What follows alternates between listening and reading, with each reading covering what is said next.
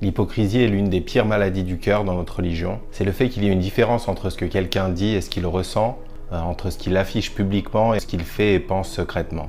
Quelqu'un qui va se dire musulman, qui va parler comme un musulman, qui va agir en apparence comme un musulman, mais qui va le faire avec un cœur mécréant, il va dire avec sa langue ce qui n'est pas dans son cœur. Et Allah leur a promis un dur châtiment.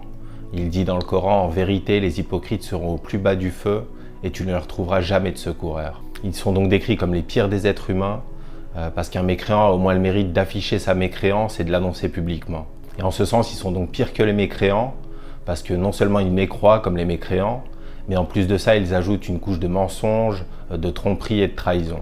Mais comme l'hypocrisie est une maladie intérieure, une maladie du cœur, les seuls qui peuvent la diagnostiquer sont la personne elle-même et Allah. Parce qu'on ne peut pas connaître les intentions de quelqu'un, l'état de son cœur, et on ne peut donc pas dire qu'un tel ou un tel est un hypocrite. Et Allah dit dans le Coran, et ne dites pas à quiconque vous adresse le salut de l'islam, tu n'es pas croyant. Donc quand quelqu'un nous dit simplement salam alaikum, on se doit de le considérer comme un musulman et comme un croyant.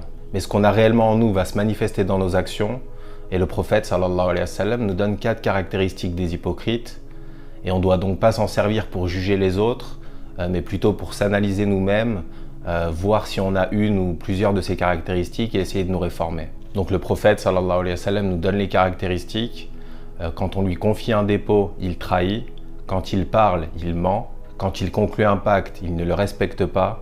Et quand il se querelle, il se comporte particulièrement mal. Donc les caractéristiques de l'hypocrite sont la trahison, le mensonge, le fait de ne pas être digne de confiance et d'être outrancier dans ses paroles ou dans ses actes. Parce que le fait de croire en Allah va naturellement nous amener à respecter la création et à améliorer notre comportement.